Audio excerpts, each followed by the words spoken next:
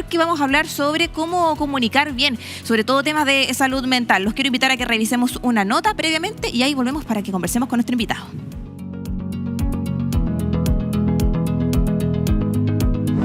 El estrés del día a día, el vivir como en esta misma sociedad que va todo demasiado rápido. La generación de nuestros padres, madres que se criaron de otra forma y que postergaron su salud mental en pos del trabajo, por ejemplo, que era algo que tenían que solucionar primero. La gente discrimina y lo estigmatiza mucho. Muy interesante lo que escuchábamos ahí, ¿cierto? En voces de personas comunes y corrientes, ¿cierto? Que están en la calle y que nos ayudan a participar también de estos espacios para hablar sobre la salud mental y lo importante que es comunicarlo bien. Y para eso estamos aquí junto a Roberto Zunkel. Él es jefe justamente de la unidad de psicogeriatría del Instituto Nacional de Geriatría. También es académico del Departamento de Salud Mental, ¿cierto? Y Psiquiatría Oriente de la Universidad de Chile. Doctor, muchas gracias por acompañarnos. Muchas gracias por la invitación. Y nos acompaña para contarnos sobre esto, sobre las palabras importan, esta guía. ¿Cuán importante es comunicar bien, doctor, sobre todo temas de salud mental? O sea, el comunicar es algo esencial y principalmente para nosotros quienes estamos en el lado de la medicina. Y en este caso, por todo el uso, y ahí en la nota hablaban, ¿cierto?, sobre los estigmas, el comunicar implica, ¿cierto?, o como repercusión tiene el hecho de poder ir derribando estigmas respecto a la salud mental. Bueno, usted es coautor de esta guía, ahí la estoy mostrando, ¿cierto? Cuéntenos, doctor, ¿cómo nace esta iniciativa? ¿A qué participan no solo académicos chilenos, sino que también latinoamericanos? ¿Cómo surge esta necesidad, ¿no?, de tener esta guía? Bueno, esa guía nace en Argentina por una iniciativa de la Asociación Argentina de Psiquiatría en conjunto con una entrevista que se le hizo a medios de comunicación y la necesidad donde surge. Y luego el proyecto es poder ampliar esto al resto de los países de Latinoamérica y es donde se nos invita a colegas de Ecuador, de Colombia, Guatemala y en Chile, en nuestro caso, para poder participar en esta iniciativa. Bueno, de hecho acá en el libro podemos ver nosotros que se habla, bueno, este es un súper buen aporte, ¿no?, para todos quienes trabajan en comunicación, quienes trabajan en el área de la salud. Podemos ver cifras, ¿cierto?, sobre esto. Hay también mapitas y con información por cada uno de los países y también se detallan algunas definiciones de algunos conceptos, ¿no?, como la demencia, el trastorno bipolar, la depresión. ¿Cómo se hizo también esa selección de qué conceptos tenían que ir acá? ¿Cuáles eran los más necesarios? En general lo que se trató, bueno, primero hablar de, digamos, los trastornos más comunes en la parte de psiquiatría, pero además aquellos en los cuales nos topamos con mayores estigmas. Por ejemplo, el que mencionaste, ¿cierto? El de demencia, clásico, el decir la demencia senil. ¿Sí? Cuando nosotros hablamos actualmente de trastorno neurocognitivo mayor, que es el término actual, y dentro de eso vamos definiendo las causas como uno habla del Alzheimer, claro, demencia senil. Claro, pero hemos sacado ya el tema de la demencia senil o también algunas escogidas por el uso popular muchas veces que hacen los medios, como una sociedad esquizofrénica, ¿cierto? O cuando queremos aludir a la característica de alguna persona, como esta persona es una bipolar. Cometemos harto error al comunicar. Exactamente. ¿Cuáles son los más comunes? Cuando tratamos, ¿cómo estigmatizamos? ¿Cómo que generalizamos? Tendemos a generalizar y lamentablemente ocupar términos de trastornos de salud mental como calificativos, ¿cierto? Como adjetivos hacia otras personas y lamentablemente adjetivos que son denotativos. Y por lo tanto eso evidentemente contribuye a la estigmatización de nuestros pacientes. Claro, de hecho, bueno, aquí también plantearnos los enfoques que hay que tener a la hora, por ejemplo, de hacer una entrevista, el tema de la inclusión, de la no discriminación, eso es básico a la hora, ¿no?, de poder comunicar, hablar sobre estos temas, porque hay familias detrás, hay pacientes, hay comunidades que también se pueden sentir afectadas. Exactamente, y muchos de nuestros pacientes nos manifiestan, y de ahí donde surge, y alguien mencionaba ahí en la nota, ¿cierto?, sobre el retraso en las consultas producto de la vergüenza. Alguien hacía alusión, por ejemplo, al tema de los padres. Ya, yo que me dedico... de otra generación. De otra generación. Yo me dedico, mi subespecialidad en el área de psicogeriatría, ¿cierto? Y son personas efectivamente que retrasan su consulta por la lucha contra los estigmas, porque me dicen, doctor, ¿sabe qué? Yo no quería venir porque el psiquiatra es para los locos. ¿Sí? Pero... O de no hablar de problemas de salud mental o no de repente querer enfrentar que tiene que ir a una consulta, buscar ayuda, pues también es común. Y sobre todo en los hombres, ¿cierto? los hombres, sí. Donde esto se relaciona mucho con una debilidad de carácter, ¿cierto? O con ser poco hombre cuando se consulta esto, porque se debería resolver por sí mismo. Los errores más comunes, que usted de repente prende la televisión o escucha la radio y dice, chuta, ese periodista. Por ejemplo, el concepto para definir a una persona mayor, hoy día es persona mayor, Sí. no el abuelito, no el adulto. ¿Eso es un error común, puede ser? O sea, uno de los errores comunes en lo específico de personas mayores es la infantilización, ¿cierto? Y de hecho existe un término específico en esto que nosotros hablamos del edadismo, ¿cierto? Y que tiene que ver con todos los estereotipos, los prejuicios y las discriminaciones que nosotros tenemos por el hecho de que la persona sea mayor. El tema es que el impacto de esto no es solamente el concepto, digamos, académico con respecto al tema, sino que esto tiene implicancias directas, con pocas políticas de salud pública. Por ejemplo, la depresión en general en personas mayores es muy poco detectada. ¿Por qué? Porque no se sabe Porque o no se asume habla, no se asume. que en realidad es una época triste de la vida. Doctor, bueno, es importante hablar de estos temas, además pensando en que la población también está envejecida, sigue envejeciendo, las cifras también, las tendencias marcan hacia allá, cada vez más también se va extendiendo más la esperanza de vida. ¿Cómo enfrentarnos a esto? ¿De qué manera esto se transforma en un aporte, ¿no? Y que tiene que ser, ojalá podría ser comunicado en todas las facultades de comunicación, para los periodistas, para también el área de la salud, ¿no?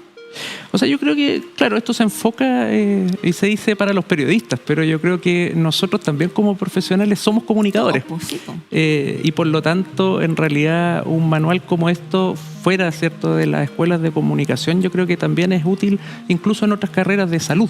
Sí, porque la psiquiatría efectivamente es un área como bien específica, o el tema de la psicología, pero también hay trabajadores sociales, hay terapeutas ocupacionales, pero también hay líderes de opinión.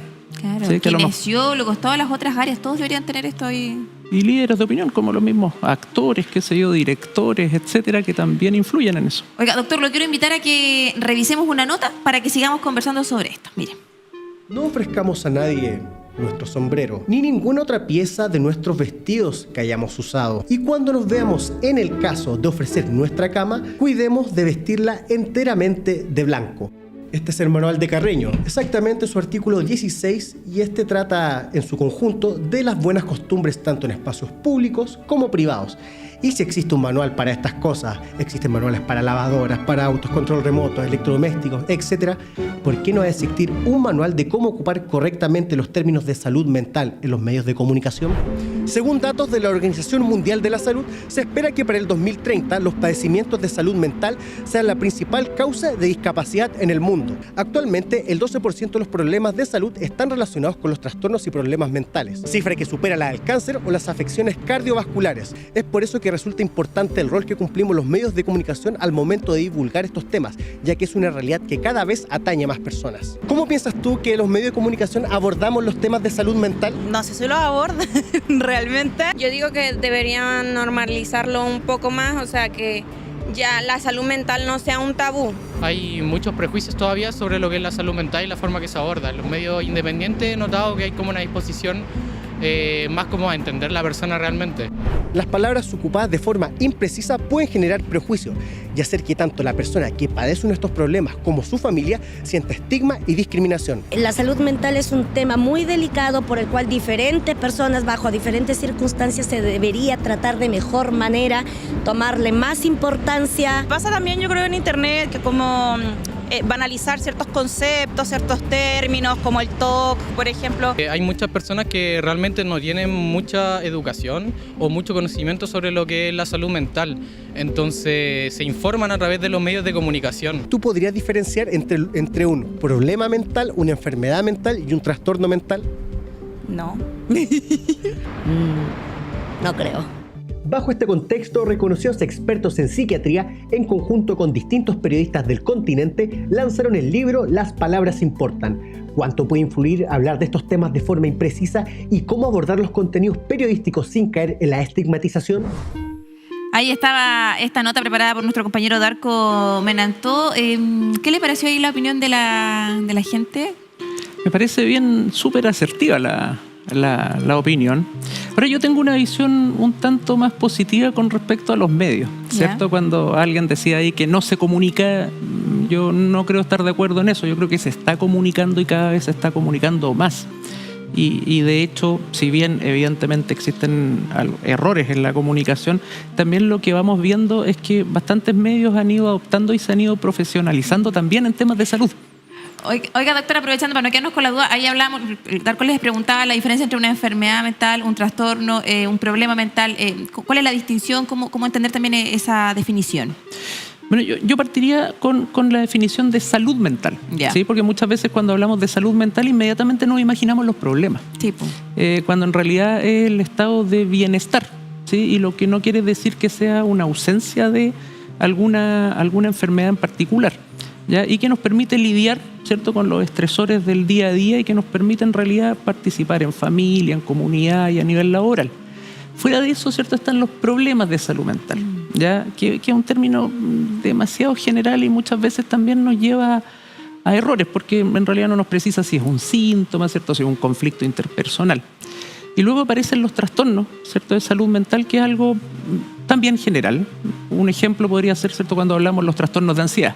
Claro. Dentro de los trastornos de ansiedad existe el trastorno de pánico, ansiedad generalizada, etcétera.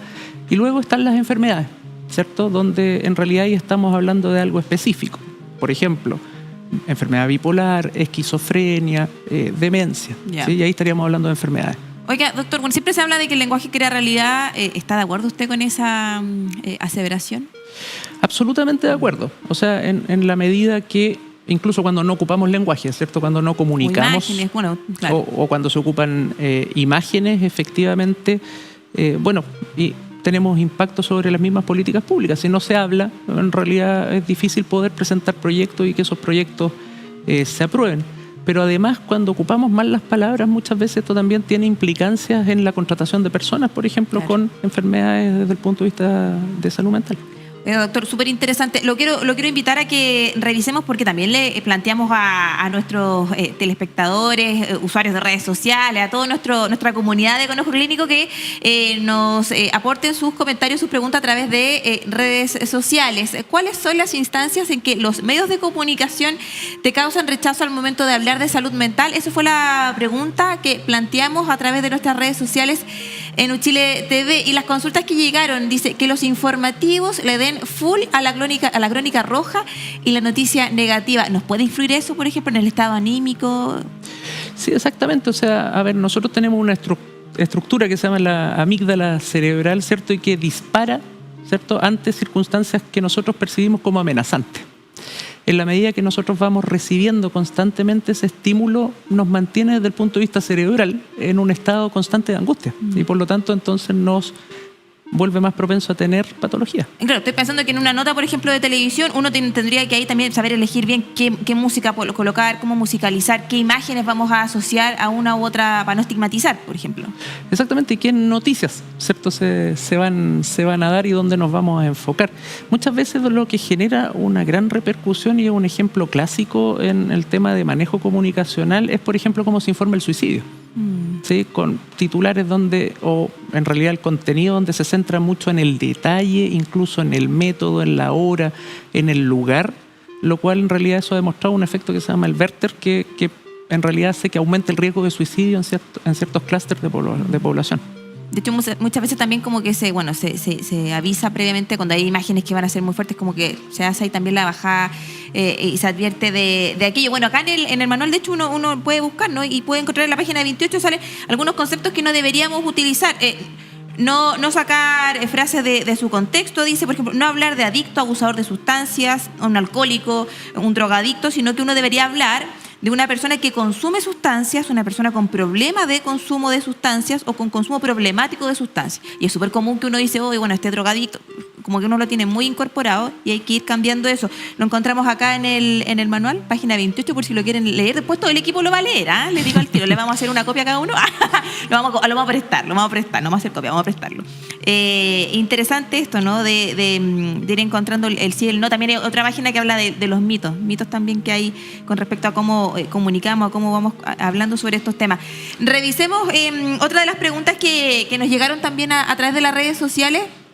planteamos, hay diferencias en la forma en que las series de ficción y los noticieros abordan la salud mental. Dejamos ahí también planteada esa consulta en nuestras redes sociales y nos comentaban, las series intentan mostrar lo complejo que es vivir con una salud mental deteriorada, lado humano. ¿Qué le parece? Sí, yo creo que existe también algo injusto, ¿sí? O sea, las series de ficción y muchas producciones en realidad con grandes recursos económicos cuentan incluso con psiquiatras o psicólogos detrás en términos de asesoría. Incluso hay psiquiatras que han hecho guiones de las películas, por lo tanto, entonces la información que se puede dar de salud mental respecto a esto es mucho mejor. Sí, y de ahí la importancia de poder y el alcance que tiene un manual como Las Palabras importa en términos de los comunicadores como para poder ocupar mejor el lenguaje. Claro que sí. Bueno, hay también sugerencias finales acá en esta guía. Habla de, obviamente, la selección del lenguaje que tiene que ser adecuado, también la educación pública, ir derribando algunos mitos, estereotipos, lo que hablábamos recién de qué conceptos vamos a ocupar cuando hablamos de una persona que consume alguna sustancia, ¿cierto? Esto de hablar de personas mayores, no de abuelitos, no de caer en esos conceptos. Súper importante esta guía. ¿Dónde podemos encontrar más información si alguien nos está escuchando, mirando y quisieran tener esto a mano? Está en la página de la Asociación Argentina de Psiquiatría dentro del segmento publicaciones y ese se puede bajar en PDF. Ahí está. Roberto, le queremos agradecer por acompañarnos hoy día, por contarnos de esto y bueno, invitadísimo para que nos pueda volver a acompañar acá en Con Ojo Clínico. Encantado, muchas gracias.